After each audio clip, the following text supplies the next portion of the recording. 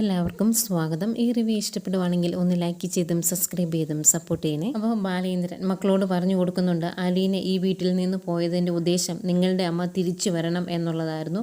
അവൾ ഇവിടെ വന്നതിന് ശേഷം പലതും ചെയ്യും, എന്നെ തകർക്കാൻ വേണ്ടിയാണ് ഓരോന്നും ചെയ്യുന്നത്. ആ കാര്യങ്ങൾ ഞാൻ നോക്കിക്കോളാം. അവൾക്ക് എന്നെ തകർക്കണമെങ്കിൽ നിങ്ങളെ എന്നിൽ നിന്ന് മാറ്റണം. അതിനുവേണ്ടി പല കാര്യങ്ങളും ചെയ്യും.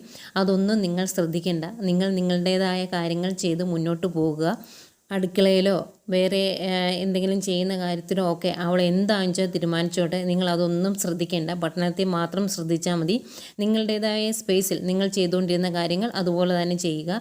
ബാക്കി ഒന്നിലും ഇടപെടാൻ പോകരുത് എന്നൊക്കെ പറയുമ്പം അവർ സമ്മതിക്കുന്നുണ്ട് കേട്ടോ. അത് കഴിയുമ്പം ബാലേന്ദ്രൻ പറയുവാണ്, ഇനി നിങ്ങൾക്ക് ഈ വീട്ടിൽ എന്തെങ്കിലും ജോലി ചെയ്യണമെങ്കിൽ നേരെ എൻ്റെ റൂമിലോട്ട് പോരെ, ഞാനത് കുളവാക്കിയിട്ടേക്കാം, നിങ്ങൾ എന്നും വന്ന് അതങ്ങ് വൃത്തിയാക്കിക്കോ എന്ന് പറയുമ്പം ചിരി വരുന്നുണ്ട് അവർക്ക്. അത് കഴിയുമ്പം ബാലേന്ദ്രൻ ബബുദിയോടായിട്ട് പറയുന്നുണ്ട്, ബബുദേ എനിക്കറിയാം നിനക്ക് പലതും ഇഷ്ടപ്പെടുന്നില്ല എന്ന് എനിക്കറിയാം എന്നിങ്ങനെ പറയുമ്പം ബബുദ പറയും, ഇല്ല അച്ഛാ ഇനി ഞാൻ പ്രതികരിക്കാൻ പോകില്ല എന്ന്. അന്നേരം ബാലേന്ദ്രൻ പറയും, പ്രതികരിക്കരുത് എന്നല്ല ഞാൻ പറഞ്ഞത്, നിനക്ക് ഇഷ്ടപ്പെടാത്ത എന്തെങ്കിലും കാര്യങ്ങൾ അവിടെ സംഭവിക്കുന്നുണ്ടെങ്കിൽ നീ അത് എന്നോട് വന്ന് പറയണം. എന്നോട് വന്ന് പറഞ്ഞു കഴിയുമ്പം ഞാൻ അതിൻ്റേതായ രീതിയിൽ അതിനെ എങ്ങനെയെങ്കിലും സോൾവ് ആക്കാൻ നോക്കിക്കോളാം എന്നും പറയുവാണ്. അന്നേരം ബബുദയും അതങ്ങ് സമ്മതിക്കുവേ. അത് കഴിഞ്ഞ് ബാലേന്ദ്രൻ പറയുന്നുണ്ട്, ഇനി അങ്ങോട്ടുള്ള ജീവിതത്തിൽ അവൾ ഇവിടെ പല കാര്യങ്ങളും ചെയ്യും. അലീനെ കൊണ്ടുവന്ന ടൈം ടേബിൾ പൊളിക്കാനും അതല്ലാത്ത രീതിയിൽ നിങ്ങളെ മുന്നോട്ട് നയിക്കാനും ഒക്കെ ശ്രമിക്കും. അതൊന്നും കണ്ടില്ല കേട്ടില്ല എന്ന് നടിച്ച് നിങ്ങൾ നിങ്ങളുടേതായ രീതിയിൽ മുന്നോട്ട് പോകുമ്പം ആരോടും വഴക്ക് ഇടാൻ ഇല്ലാതെയാകുമ്പോൾ അവൾ തന്നെ തോറ്റോളും എന്നൊക്കെ പറഞ്ഞ് കുറേ കാര്യങ്ങൾ പറഞ്ഞു കൊടുക്കുന്നു. മക്കളിതെല്ലാം സമ്മതിച്ചു. എന്നിട്ട് ഇറങ്ങുന്നതിന് മുമ്പ് ഒന്നുകൂടെ പറയുന്നുണ്ട്, ഞാൻ പറഞ്ഞല്ലോ ഞാനും അവളും തമ്മിലുള്ള ബന്ധം അല്ലെങ്കിൽ ഞങ്ങൾ തമ്മിലുള്ള പ്രശ്നങ്ങൾ നിങ്ങളെ ഒരിക്കലും ബാധിക്കരുത്. അതെങ്ങനെയെങ്കിലും ഞാൻ സോൾവ് ചെയ്ത് മുന്നോട്ട് കൊണ്ടുപോയിക്കോളാം എന്നും പറയുന്നു. ആയിക്കോട്ടെ അച്ഛാ ഇനി ഞങ്ങൾ അങ്ങനെ ചെയ്തോളാം എന്ന് പറഞ്ഞിട്ട് അവർ വണ്ടിയിൽ നിന്ന് ഇറങ്ങാൻ തുടങ്ങുവാണേ. അന്നേരം രോഹിത് പറയുന്നുണ്ട്, നമ്മൾ കയറി ചെല്ലുന്നത് അമ്മ കാണും ചോദ്യോത്തരവേദിയായിട്ട്, അപ്പോൾ എന്ത് ചെയ്യുമെന്ന് ചോദിക്കുമ്പം നിങ്ങൾ ഇറങ്ങുക ഞാനില്ലേ കൂടെ എന്ന് ബാലേന്ദ്രൻ പറയുവാണ്. അങ്ങനെ വണ്ടിയിൽ നിന്ന് അവരിറങ്ങി കഴിയുമ്പോഴേക്കും ബാലേന്ദ്രൻ കാർ പോർച്ചിൽ കൊണ്ടിടും. ഈ സമയം മക്കൾ 3 സിറ്റൗട്ട് കയറിയേ, എന്നിട്ടും അവിടെ തന്നെ നിൽക്കുവാണ് ബാലേന്ദ്രൻ ചെല്ലാൻ വേണ്ടി. എന്നിട്ട് ബാലേന്ദ്രൻ്റെ കൂടെ 3 പേരോട് അകത്തോട്ട് കയറി ചെല്ലുന്നു. അവരെ അകത്തോട്ട് കയറി ചെല്ലുന്നത് രോഹിത് പറഞ്ഞ പോലെ വൈജയന്തി അവിടെ നിൽപ്പുണ്ട്. കയറി ചെല്ലുന്നത് രോഹിത്തിനോട് ചോദിക്കുക, എങ്ങനെ ഉണ്ടായിരുന്നു പുറത്ത് പോയിട്ട്, നീ ബിരിയാണി കഴിച്ചോടാ എന്ന് ചോദിക്കുക. അന്നേരം രോഹിത് പറയും, ഇല്ലമ്മ ഞാൻ ബിരിയാണി കഴിച്ചില്ല, ഞാൻ കഴിച്ചത് കുഴിമന്തിയാണ് എന്ന്. അന്നേരം നീ എന്നാ മന്തി അടി കഴിച്ചത് എന്ന് ബബുദയോട് ചോദിക്കുമ്പം ബബുദ പറയും, ഞാൻ കിംബദന്തിയാണ് കഴിച്ചത് എന്ന്. അന്നേരം കിംബദന്തിയോ, നീ എന്താ എന്നെ കുരങ്ങ് കളിപ്പിക്കുവാണോ എന്ന് ചോദിക്കുമ്പം ബബുദ പറയും, അതിന് ഞാൻ കുരങ്ങ് കളിപ്പിക്കേണ്ട കാര്യമില്ലല്ലോ, അമ്മ തന്നെത്താനെ കളിക്കുന്നുണ്ടല്ലോ എന്ന്. അന്നേരം ദേഷ്യം വന്നിട്ട് വൈജയന്തി പറയുവാണ്, അതേ അച്ഛൻ ഒരു ദിവസം പുറത്തു കൊണ്ടേ ഫുഡ് മേടിച്ച് തന്നു എന്ന് കരുതി ആരും നിഗളിക്കാൻ നിൽക്കണ്ട. നിനക്കൊന്നും എന്നും പുറത്തുനിന്ന് ഫുഡ് കഴിക്കാനൊന്നും പറ്റത്തില്ല. ഇനി മുന്നോട്ട് പോകണമെങ്കിൽ ഇവിടുത്തെ അടുക്കളയിൽ ഉണ്ടാക്കുന്ന ഭക്ഷണം കഴിച്ച് തന്നെ വേണം നീയൊക്കെ വളരാനും മുന്നോട്ട് പോകാനും. ഇതിനു മുമ്പും ഞാൻ ഈ അടുക്കളയിൽ ഉണ്ടാക്കിയ ഭക്ഷണം കഴിച്ചൊക്കെ തന്നെയാണ് നീയൊക്കെ വളർന്നു വന്നത്, അതും മറക്കരുത് എന്നൊക്കെ പറയുമ്പം കൃഷ്ണമോള് ചോദിക്കും, അതിന് അമ്മ അങ്ങനെയല്ല ചെയ്തതെന്ന് ഞങ്ങൾ പറഞ്ഞു. ഇല്ലല്ലോ, പിന്നെ ഒരു ദിവസം പുറത്തു പോയി ഫുഡ് കഴിച്ചെന്നല്ലേ ഉള്ളൂ എന്ന് ചോദിക്കുമ്പം വൈജയന്തി പിന്നെയും പറയുവാണ്, അതേ ഇവിടെ ഓരോന്ന് ചെയ്തു വെക്കുമ്പം ഓരോരുത്തർ വിചാരിച്ചേക്കുന്നത് എന്നെ തോൽപ്പിക്കുന്നു എന്നാണ്, പക്ഷേ തോക്കുന്നത് സ്വയമാണ് എന്നങ്ങ് അറിഞ്ഞാൽ കൊള്ളാമെന്ന്.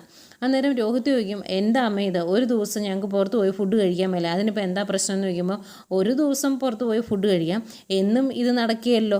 പിന്നെ ഈ അടുക്കളയിൽ ഭക്ഷണം ഉണ്ടാക്കണോ വേണ്ടയോ എന്നൊക്കെ തീരുമാനിക്കുന്ന ഞാനാണ്. മര്യാദയ്ക്ക് നിന്നാൽ ആ ഭക്ഷണം കഴിച്ച് തന്നെ അനുസരിച്ച് നിന്നാൽ ആ ഭക്ഷണം കഴിച്ച് തന്നെ നിനക്കൊക്കെ മുന്നോട്ട് പോകാം, അല്ലെങ്കിൽ അതും കിട്ടിയല്ല എന്ന് പറയുമ്പം ദേഷ്യം വരുന്നുണ്ട് ബബുദയ്ക്ക്. അന്നേരം ബബുദ ചോദിക്കും, അത് അച്ഛനും അനുസരിക്കണോ, അച്ഛനും അമ്മയും അനുസരിച്ച് നിന്നാലേ ഭക്ഷണം കിട്ടുകയുള്ളൂ എന്ന് ചോദിക്കുമ്പം, ഈ വീട്ടിൽ താമസിക്കുന്ന ആരാണെങ്കിലും അത് അങ്ങനെ തന്നെ വേണമെന്ന് ഭയങ്കര അഹങ്കാരത്തോടെ വൈജയന്തി പറയുക. അന്നേരം ദേഷ്യം വന്നിട്ട് ബാക്കി 2 പേർക്കും പിന്നെ ഒന്ന് കൺട്രോൾ ചെയ്യാൻ പറ്റുന്നുണ്ട്. പക്ഷേ ബബുദയ്ക്ക് നല്ല ദേഷ്യം വരും.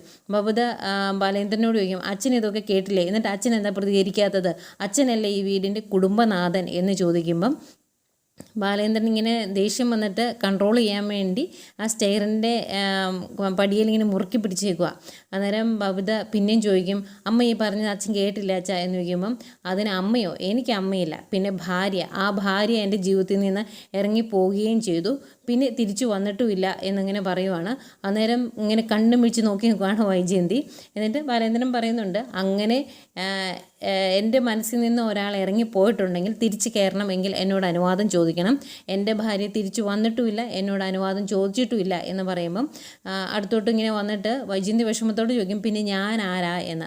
അന്നേരം ബാലേന്ദ്രൻ പറയുന്നുണ്ട്, അതെനിക്കറിയത്തില്ല, ഇവിടുന്ന് ഇറങ്ങിപ്പോയി എവിടെയോ അലഞ്ഞു തിരിഞ്ഞ് നടന്ന് വേറെ ഗതിയില്ലാതെ ആയപ്പം ഞാനില്ലാത്ത നേരം നോക്കി ഈ വീട്ടിൽ വലിഞ്ഞു കയറിയ ഒരു പ്രേതം, അത് മാത്രമാണ് നീ എന്ന് പറഞ്ഞിട്ട് ബാലേന്ദ്രൻ അങ്ങ് കയറിപ്പോകും. അവിടെ തോറ്റുപോയ വൈജയന്തി ദേഷ്യവും സങ്കടം വന്നിങ്ങനെ നിൽക്കുകയാണ്. മക്കൾ ആ സ്പോട്ടിൽ അവരവരുടെ റൂമിലേക്ക് പോവുകയും ചെയ്യും. പിന്നെ കാണിക്കുന്നത് സ്റ്റാൻലിയാണ്. സ്റ്റാൻലിക്ക് അലീനയുടെ കാര്യം ഓർക്കുമ്പോൾ ഭയങ്കര സങ്കടമാട്ടോ. 10-23 വർഷക്കാലം തൻ്റെ മകൾ ഒരു അനാഥാലയത്തിൽ ആരുമില്ലാതെ ജീവിച്ചു എന്നത്. അതുകൊണ്ട് തന്നെ വൈകിട്ട് മദ്യപിച്ചുകൊണ്ടിരിക്കുമ്പോൾ ഒരുപാട് മദ്യപിക്കുന്നുണ്ട് ഈ കാര്യം പറഞ്ഞ്.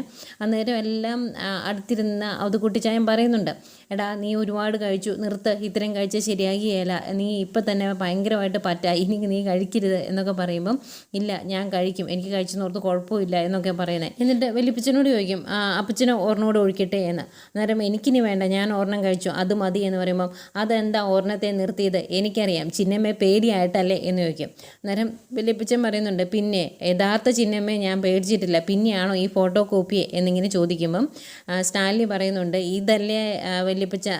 ഇതല്ലേ അപ്പച്ച ശരിയായ ചിന്നമ്മ, ഇത് അപ്പച്ചനും ചിന്നമ്മയും ഞാനും എല്ലാം കൂടി ഉണ്ടാക്കിയെടുത്ത ഒറിജിനൽ ചിന്നമ്മയാണ്, മറ്റൊരു വീട്ടിൽ നിന്ന് വന്ന ചിന്നമ്മയല്ലായിരുന്നു, ഇതല്ലേ യഥാർത്ഥം എന്നൊക്കെ ചോദിക്കുമ്പോൾ അതൊക്കെ സമ്മതിച്ചു ഞാൻ എന്ന് പറയും. അതിനിടയ്ക്ക് മദ്യപിക്കുന്നുണ്ട്, എഴുന്നേറ്റ് അങ്ങോട്ടും ഇങ്ങോട്ടും നടക്കുന്നുണ്ട്, വേച്ചു പോകുന്നൊക്കെ ഉണ്ട്. അത് കഴിഞ്ഞ് വലിയപ്പച്ചൻ്റെ അടുത്ത് ഇരുന്നിട്ട് ചോദിക്കും, എൻ്റെ മോള് സുന്ദരിയല്ലേ, അവൾ മിടിക്കുകയല്ലേ എന്നൊക്കെ ചോദിക്കുമ്പം അവൾ സുന്ദരിയാ മിടിക്കുക അതെല്ലാം ഞാൻ സമ്മതിച്ച് തന്നടാവേ, ഇനിയിപ്പോൾ എന്നാ വേണ്ടേ, നീ ഈ കുടിയൊന്ന് നിർത്ത് എന്ന് പറയുവാണ്. അന്നേരം ഭയങ്കര വിഷമത്തോടെ സ്റ്റാൻലി പറയുവാണ്, എൻ്റെ ആ മോള് 23 വർഷക്കാലം എവിടെയാണ് ജീവിച്ചത് എന്ന് വലിയപ്പച്ചൻ അറിയാവോ, ആരോരും ഇല്ലാതെ ഒരുപാട് കഷ്ടപ്പാടുകൾ എൻ്റെ മകൾ അനുഭവിച്ചിട്ടുണ്ട്, അതുകൊണ്ട് തന്നെ ഇനി ഒരു വിഷമവും അവൾ അനുഭവിക്കരുത്, അവൾക്ക് കാണേണ്ടതും കേൾക്കേണ്ടതുമായ എല്ലാ കാര്യങ്ങളും അവൾക്ക് അനുഭവിക്കാൻ സാധിക്കണം, അതുകൊണ്ട് ഞാൻ അവളെയും കൊണ്ട് ഈ ലോകം ചുറ്റാൻ പോവുകയാണ് എന്ന് പറയും. അന്നേരം വലിയപ്പച്ചൻ ചോദിക്കും, എന്നെയും കൂടി കൊണ്ടുപോകുന്നുണ്ടോ, അത് നല്ല കാര്യമാണ് എന്ന്. അന്നേരം അതിൻ്റെ ആവശ്യമില്ല, അപ്പനും മകളും മാത്രമേ പോകുന്നുള്ളൂ, അങ്ങനെ ഞങ്ങൾ ലോകം ചുറ്റി സഞ്ചരിച്ച് വന്നതിന് ശേഷം ഞാൻ എൻ്റെ മകളുടെ വിവാഹം നടത്തും, കോടീശ്വരനായ ഒരു ക്രിസ്ത്യാനി ചെറുക്കനെ കണ്ടുപിടിച്ച് അവളെ വിവാഹം നടത്തും, അവൾ ഒരുപാട് വിഷമങ്ങൾ സഹിച്ചു വന്നവളായതുകൊണ്ട് ഇനി അങ്ങോട്ടുള്ള ജീവിതത്തിൽ എൻ്റെ മകൾക്ക് യാതൊരു കുറവും ഉണ്ടാകരുത് എന്നൊക്കെ പറയുമ്പം വലിയപ്പച്ചൻ പറയുന്നുണ്ട്, അതൊക്കെ നേരാ, ഞാൻ സമ്മതിച്ചു, ഇതൊക്കെ ഈ കെട്ടങ്ങ് ഇറങ്ങുമ്പോൾ നീ മറന്നു പോകാതിരുന്നാൽ മതി, ഏതായാലും ഇപ്പോൾ കൂടി നിർത്തുക എന്ന് പറയും. അന്നേരം ഗ്ലാസ് അവിടെ നിന്ന് വയ്ക്കും. എന്നിട്ട് പറയുന്നുണ്ട്, ഞാൻ കുടിയൊക്കെ നിർത്തി, ഏതായാലും എൻ്റെ മകൾക്ക് ഇനി ഒരു വിഷമവും ഉണ്ടാകരുത് എന്നൊക്കെ ഇങ്ങനെ പിന്നെയും പറയുമ്പം വലിയപ്പച്ചൻ പറയുന്നുണ്ട്, നിനക്ക് അലീന മാത്രമല്ല വേറെ 3 കുട്ടികളൂടെ ഉണ്ട് എന്ന കാര്യം മറക്കരുത് എന്ന്. അന്നേരം അവരെ പോലെയാണോ അലീന, അവർ ജീവിച്ചതുപോലെയാണോ എൻ്റെ മോള് അലീന ജീവിച്ചത്, ഈ ഭൂമിയുടെ ഒരു കോണിൽ ഞാൻ വേറെ ആരുമില്ലാതെ ഒറ്റപ്പെട്ട് ഈ വീട്ടിൽ ജീവിക്കുമ്പം എനിക്ക് കിട്ടിയ ഒരു മാലാഖയാണ് എൻ്റെ മകൾ, ഞാൻ അവളുടെ പേര് മാറ്റി പ്രിൻസസ് എന്നാക്കുവാണ് എന്നൊക്കെ ഇങ്ങനെ കുറേ കാര്യങ്ങൾ പറയുന്നുണ്ട്. അതിനിടയ്ക്ക് ഭയങ്കരമായിട്ട് വിഷമിച്ച് സങ്കടപ്പെട്ട് കരയുന്നുണ്ട്, എൻ്റെ മകൾ 23 വർഷക്കാലം അനാഥാലയത്തിൽ, അതെനിക്ക് ഒരു കാരണവശാലും സഹിക്കാൻ പറ്റുന്നില്ല, ഓർക്കുമ്പോൾ വിഷമം ആവുക എന്നൊക്കെ പറയുമ്പം വലിയപ്പച്ചൻ പറയും, അതൊക്കെ സാരമില്ല, കഴിഞ്ഞു പോയില്ലേ, ഇനിയുള്ള കാര്യങ്ങൾ നമ്മൾ നോക്കിയാൽ മതി, നീ അതിനെ വിഷമിപ്പിക്കാതിരുന്നാൽ മതി എന്നൊക്കെ പറയുമ്പം അതൊക്കെ അങ്ങനെയുള്ളൂ എന്നൊക്കെ പറയുന്നുണ്ട്. പിന്നെ കുറേ പറഞ്ഞ് ആശ്വസിപ്പിച്ച് വലിയപ്പച്ചൻ സ്റ്റാൻലിയെ ബെഡ്റൂമിലേക്ക് വിടുവാണ്. പോകുമ്പോഴും ഇങ്ങനെ അലീനെ പറ്റി ഓരോന്ന് പറഞ്ഞ് സങ്കടപ്പെട്ടാണ് ബെഡ്റൂമിലേക്ക് കയറി പോകുന്നത്. പോകുമ്പോൾ ആടി വേച്ചാണ് പോകുന്നത്. സ്റ്റാൻലിയുടെ റൂമിലോട്ട് കയറി കഴിയുമ്പം വലിയപ്പച്ചൻ അലീനയുടെ റൂമിൽ തട്ടും. അന്നേരം തുറക്കുന്നില്ല, കുറേ പ്രാവശ്യം വിളിച്ചിട്ടും തുറക്കാത്തപ്പം ഡോറ് തുറന്നു നോക്കുവാണ്. അന്നേരം അലീന ഉറങ്ങിയിട്ടൊന്നുമില്ല, കട്ടിലയിൽ വിഷമിച്ച് ഇങ്ങനെ മുഖം വെറുപ്പിച്ചിരിക്കുക.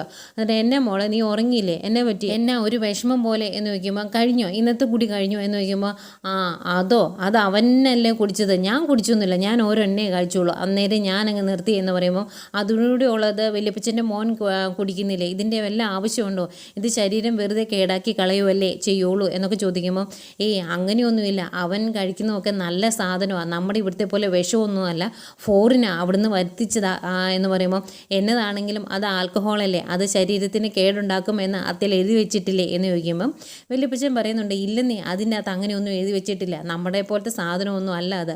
പിന്നെ അവൻ ഗ്ലാസ് നിറച്ച് വെച്ചിട്ട് ഒറ്റയടിക്ക് കുടിക്കുമൊന്നുമല്ല, കുറേശ്ശെ അല്ലേ കുടിക്കുന്നത് എന്ന് ചോദിക്കുമ്പം അങ്ങനെ കുറേശ്ശെ കുടിച്ചാലും നമ്മുടെ ശരീരത്തിനുള്ളിലെ കുറേ അവയവങ്ങളുണ്ട്, അതൊക്കെ കേടായി പോകും, കരളും ദ്രവിച്ചു പോകും എന്നൊക്കെ പറയുമ്പം ഇല്ല, അവൻ അങ്ങനെയൊന്നും ഇല്ല എന്ന് പറയും. അന്നേരം ഇപ്പോൾ ആരോഗ്യമുള്ളതുകൊണ്ടല്ലേ വല്യപ്പച്ച ഇതൊന്നും അറിയാത്തത്, ശരീരത്തിന് പ്രായം കൂടുമ്പം എന്തെങ്കിലും അസുഖം വന്നാൽ എന്ത് ചെയ്യും, ഇങ്ങനെ കുടിക്കുന്നത് ശരിയാണോ എന്നൊക്കെ ചോദിക്കുമ്പം അവന് നല്ല ആരോഗ്യമൊക്കെ ഉണ്ടെന്നേ, അവനിടയ്ക്ക് മെഡിക്കൽ ചെക്കപ്പും ഒക്കെ നടത്താറുണ്ട് എന്ന് പറയുമ്പം ഇപ്പോൾ കുഴപ്പമില്ല എന്ന് കരുതി ഡോക്ടർ ഇഷ്ടം പോലെ കുടിക്കാൻ പറഞ്ഞിട്ടുണ്ടോ എന്ന് ചോദിക്കും. അന്നേരം അങ്ങനെയൊന്നും പറഞ്ഞിട്ടില്ല, ഒരു ഡോക്ടറും അങ്ങനെ പറയത്തൊന്നുമില്ലല്ലോ. പിന്നെ ഞാൻ അവനോട് കുടിക്കണ്ട എന്ന് പറഞ്ഞതാണ്, ഇപ്പോഴും ഞാൻ പറഞ്ഞു, എടാ ഒരുപാടൊന്നും കുടിക്കില്ല, കുറയ്ക്കുമെന്ന്. അവൻ കേൾക്കണ്ടേ എന്ന് ചോദിക്കുവാണ്. അന്നേരം അലീന പറയുന്നുണ്ട്, പ്രായമാകുമ്പം ഈ രീതിയിലുള്ള സ്വഭാവമൊക്കെ ഒന്ന് മാറ്റിയെടുക്കേണ്ട വല്യപ്പച്ച, അതല്ലേ വേണ്ടത്, ഇതെന്താ പപ്പ ഇങ്ങനെ എന്ന് ചോദിക്കുമ്പം വല്യപ്പച്ചൻ പറയുന്നുണ്ട്, പ്രായമാകുമ്പോൾ ഇതൊക്കെ കുറയ്ക്കണം, അതുകൊണ്ടല്ലേ ഞാൻ കുറച്ചു, പക്ഷെ അവൻ കുറയ്ക്കുന്നില്ല, അവൻ ഈ സ്വഭാവമൊക്കെ മിലിറ്ററിയിൽ നിന്ന് കിട്ടിയതാന്നേ, അത് കഴിഞ്ഞ് അതങ്ങ് മാറ്റാൻ അവന് പറ്റുന്നില്ല എന്ന് പറയുമ്പം ഇതൊന്നും പറഞ്ഞിട്ട് കാര്യമില്ല, ഇതിൻ്റെ ഒന്നും ആവശ്യമില്ലായിരുന്നു, എന്നെ എന്തിനാണ് നിങ്ങൾ ഇങ്ങോട്ട് കൂട്ടിക്കൊണ്ട് വന്നത്, ഇങ്ങോട്ട് കൂട്ടിക്കൊണ്ട് വരേണ്ട ഒരു കാര്യമില്ലായിരുന്നു, എന്നെ അവിടെ തന്നെ നിർത്തിയാൽ മതിയായിരുന്നു എന്നൊക്കെ പറയുമ്പോൾ അതെന്താ മോളെ നീ അങ്ങനെ പറയുന്നത്, അവന് നിന്നോട് ഒരുപാട് സ്നേഹമുണ്ട്, പിന്നെ അവൻ്റെ ഒരു ശീലമായത്, അതുകൊണ്ട് അവൻ ഇങ്ങനെയൊക്കെ ചെയ്യുന്നത് എന്ന് പറയുമ്പം ഞാൻ പിന്നെ ഇവിടെ എന്തിനാ ഉള്ളതെന്ന് എനിക്ക് മനസ്സിലായില്ല, കുറേ കറുത്ത പട്ടിയുണ്ട്, അതിൻ്റെ കൂടെ ഒരു വെള്ളപ്പട്ടി, ആ അവസ്ഥ എൻ്റെ എന്ന് പറയുന്നതും വല്യപ്പച്ചൻ ഉറക്കിച്ച് ചിരിക്കുന്നുണ്ട്. അത്രയും കാണിച്ചുകൊണ്ടാണ് ഇന്നത്തെ കഥ തീരുന്നത്. പിന്നെ നാളത്തെ പ്രമോ കാണിക്കുന്നുണ്ട്. പ്രമോയിൽ ആകെ വിഷമത്തിലിരിക്കുവാണ് നമ്മുടെ ബബിത കാരണമാണല്ലോ ഇന്ന് വൈജയന്തിയും ബാലേന്ദ്രനും തമ്മിൽ വൈകിട്ടൊന്ന് ഉടക്കിയത്. അതോർത്തിങ്ങനെ വിഷമിച്ചിരിക്കുമ്പം അലീന ഫോൺ വിളിക്കുന്നു. അന്നേരം അലീനോട് ഈ കാര്യങ്ങളൊക്കെ പറയുന്നുണ്ട്. അന്നേരം അലീന പറയും, നിങ്ങളായിട്ട് അച്ഛനെയും അമ്മയും തമ്മിൽ വഴക്കുണ്ടാക്കാനുള്ള അവസരങ്ങൾ ഉണ്ടാക്കരുത്, നിങ്ങൾ അതൊക്കെ ശ്രദ്ധിച്ചോണം എന്ന്. എന്നിട്ട് അലീന എടുത്ത് പറയുന്നുണ്ട്, അമ്മ ജയിക്കണമെങ്കിൽ അമ്മയ്ക്ക് അച്ഛനിൽ നിന്ന് നിങ്ങളെ അടർത്തി മാറ്റണം, അതിന് പല കാര്യങ്ങളും ചെയ്യും, ഇന്ന് തന്നെ ഒരു തീപ്പൊരി നിങ്ങളുടെ മനസ്സിലിട്ട് തരാൻ നോക്കിയത് അതിന് വേണ്ടിയാണ്, അതുകൊണ്ട് ശ്രദ്ധിച്ചോണം എന്നൊക്കെ പറഞ്ഞ് ഭവതിക്ക് കാര്യങ്ങൾ ഒന്നുകൂടെ നന്നായി അലീന പറഞ്ഞു കൊടുക്കുന്നുണ്ട്. ഏതായാലും ഇതെല്ലാം കഴിഞ്ഞ് അവർ തമ്മിലൊരു വഴക്കുണ്ടായതുകൊണ്ട് രോഹിത്തിനൊരു വിഷമം.